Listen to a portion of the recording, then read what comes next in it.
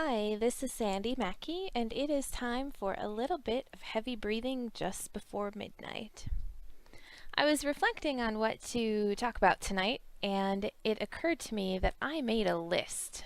I made a list of a bunch of potential topics one day when I was sitting in a meeting. I won't tell you what meeting because then you'll know whether or not I was paying attention. So perhaps we'll just keep that a secret and we'll just say that I made a list of topics. A funny thing happens when I make lists. I typically have all of these ideas swirling around and I think, oh, I just have to write that down. And then I do. And then most of the time, I never go back and look at my list again. Some of you who really like charts, graphs, and Excel spreadsheets are probably gasping right about now. Well, I don't go back and look at the list because typically the next most important thing always gets done. And I don't run my life on a series of checklists and spreadsheets. I know some of you do, and if that works for you, that's fantastic. My life is run off of a Google Calendar and a what's next and most important approach. You see, I think a lot of us who own businesses and are entrepreneurs, we have a lot of swirly ideas going around and around and around, almost like a tornado or a hurricane at any given moment. And I can have simultaneous strategies for this website and branding this and marketing that. And coincidentally, right now I'm researching a company that can build action figures because I have a design. Sometimes these move to the front of the list and sometimes they move to the back of the list. It's all completely arbitrary and it seems to depend on what seems to be the next most important thing. Well, usually the next most important thing is not the thing that's on my to-do list, if I even bother to write a to-do list. So why would I even refer to it? I don't know, that's a great question. Yet everything that's supposed to get done, or is really important to get done, it manages to get done in the time that it's supposed to. If something really has a deadline, I'll put it on my Google Calendar. If I set an appointment to get together with someone, it goes on my Google Calendar. If it's an idea that I have for how to revamp a website, make something bigger, better, and incredible, typically it just goes on a list. And it stays on that list until it either happens or it doesn't. And I've liked to explain this theory to people in some ways, and it's almost I don't know if it's the opposite of a procrastinator's motto, but if it was supposed to happen, it would be done already, is my theory, especially when things make my list and they just sit there. If it was supposed to happen, it would already be checked off because things always happen in the order that they need to or in the order of importance. So that brings me to my list of things that I could talk about today. I sat down really not having a plan of what to talk about and I thought, oh, I can go look at my list. So let's ponder some of the topics that I thought would make good heavy breathing podcasts as written down during this meeting. Time. The very first one, coincidentally with the star next to it, is about time. We always have more than enough time. Time is not linear. We spend time doing things that just don't need to be done. A strategy for time. What is the next most important thing? And when you are busy or overwhelmed, the next most important thing is to take a nap. Wow, this is really interesting because I did not look at this list before I started talking today. That's the first one. I could go on to a couple of the next ones, I suppose, to give you a preview of things that I might talk about. Facebook and how Mark Zuckerberg has changed the world. I already talk about that quite a bit. The vanilla mindset. Bring it with you everywhere you go. Nice. Another one on time. It only takes as long as you believe it will. And it's always taken this, and the theory that it's always taken this long, and it will continue to take this long until it doesn't take this long anymore. What needs to change? A couple other topics, strategy planning for your business, and Southwest Airlines turnaround time. That could be interesting. I have one listed, brainstorming and creative style. Start with your why. Every situation has the possibility of being awesome. Intuition. Use it and trust it. Define a paradigm. What your box looks like. Can you even see your box? The educational system. It's broken. Who has a better plan? Leverage the assets you have. Nice. Okay, well, that's just a sneak preview, and when I have the need for some more topics, I will refer back to the book, but let's go back to the topic that I started talking about before I even looked in the book. Let's go back to the concept of time, and that we always have more than enough time. I can't tell you how many conversations I get into with people where they say, I just don't have enough time. And I look at them and I think, what are you doing with the time that you do have? And the answer sometimes seems fairly obvious. Well, I'm redesigning the ABC, XYZ, whatever it is. Or I'm busy folding laundry. Or I have to do the dishes. Those are some of my personal favorites. Do you know what? Those are bullshit answers. That is so not relevant in why you don't have enough time. You don't have enough time because you say you don't have enough time. And that's the long and the short of it. That's it. You will never hear me say, I can't do something because I have to do laundry or I have to do dishes. And guess what? Sometimes the laundry and the dishes, they always get done.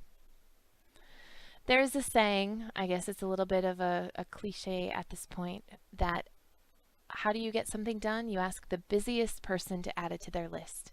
Because you know what the busiest person is doing when you're busy planning your to-do list? They're doing the shit on their list. I also love it when people say they don't have enough time because they have to plan for, any of a number of situations. I have to plan to get my tires changed. I have to plan for family bonding time. I have to plan so that I have a plan. Or in business, we get this one a lot. I can't work with any clients right now because I'm too busy working on my marketing materials. Or I can't work with clients because I'm too busy figuring out what type of business structure I should have. Well, here's an idea. Why don't you get some clients, and then get more clients, and then get more clients? And then as you have all these clients and all this income revenue rolling in, then you can figure out what the business structure should look like. Versus the other way around. I was just talking to my business partner and we were commenting to each other, I think he's the one who brought it up, that most small businesses fail within the first 12 months of being in business. Do you wonder why that is? We have a theory, and the theory is that if a small business is going to fail while during its first 12 months, it could perhaps be because they're too busy focusing on working on all the things that they think that they should be working on for their business, and they're not doing the one thing that they set out in their business to do, which was service customers. So instead of working on the building of the business, work on finding the customers and all of the things that people think are so relevant in the building of the business, they just sort of fall into place. It is not as important that you have your letterhead and your business cards done or the best sign on your building possible. It's important that you get in your business and people learn what you do, and then they can call you so that you can work with them. Ponder that one. Time's not linear. That is a really interesting discussion that we can get into. Whether time is linear or not, or it has to do with the time and space continuum, that's a whole interesting topic that we can get into in another heavy breathing. Yeah, let's just table that one for now. Time is not linear, or time is linear, whichever you believe, is absolutely fine. There's no wrong answer here. We'll talk about that again later. How about we spend time doing things that just don't need to be done? There's a lot of strategies for overcoming some of these time things, like eat the frog first, meaning do the thing on your list that you really don't want to have to do, and then the rest of your day becomes so much easier. How about this one? Cross everything off of your to-do list that is really irrelevant, and the only person that's going to notice whether it gets done or not is you, and it really, really, really, really, really doesn't matter. Yeah, I know a lot of people are probably gasping right now and wondering how that would even be possible. Well, here's how it's possible. Take your to-do list and tear it up. Or take your to-do list and crumple it up and throw it in the trash can. And then clear your mind. Meditating is a good way to do this. and ask yourself, what is the next most important thing that I need to do? And then do it. And once that's done, ask yourself, what's the next most important thing that I need to do? And then do it. Works like a charm. I think the best theory that I heard about time management is that each of us should have 3 things to do on our to-do list any given day. Any more than 3, it's just a problem. So start with 3, especially if you're overwhelmed and have a need to figure out this time theory thing. And if you need help, if you need a coach, if you need someone to hold your hand through this process, I would be happy to. It's probably not going to take us a lot of time to get through it, and once you do it for a couple days, you can probably do it on your own. And if you're going to be kicking and screaming the entire time, then I would say you can stick with what you're doing. But if you're wondering about how you can have more time, then yeah, doing the same thing that you've been doing is probably a really great way to get different results. That was sarcasm, by the way. And then finally, when you are busy or overwhelmed, the next most important thing that you can do is take a nap. Sometimes people just have this to-do list that seems to go on and on and on, and I have to do this and I have to do that, and I have all these commitments and I have all these things that I need to do. Well, yeah, in that moment, the most important thing that you can do is take a nap. And that can happen several days in a row or weeks in a row. If you keep waking up and you're overwhelmed and you have more than 3 things on your to-do list, I would say go take a nap. And I would keep napping until you wake up, and then you discover that there really are only 3 things at the most on your list of things to do. This may sound oversimplified, and I know depending on what type of business you're in, there's probably components to things that are on your to-do list. And if there are, I am sure that you have a great strategy for managing those. This advice is only for people who are finding themselves overwhelmed because they have so many things to do on their list of things to do that they're paralyzed and they can't take action. If you've got things working for you perfectly, by all means, keep doing it. If things aren't working for you the way that you wish that they were, if you can look at other people and say, oh, I wish I had their secret because they always seem to have more time than I do, or any other number of questions, then please don't continue doing what you've been doing. Although it has been working for you in some aspect, the only way to see a change is to make a change. Lean into the process and you'll be amazed at what happens. So look at that.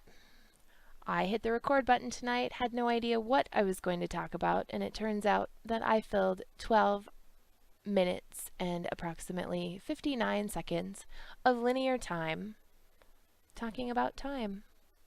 Go figure. Hope you enjoyed this one. It's a little different, a little spunky, and relates to time, which is, yeah, quite irrelevant in the grand scheme of things anyway, but I suppose worth a filler on this heavy breathing just before midnight. I'll talk to you next time.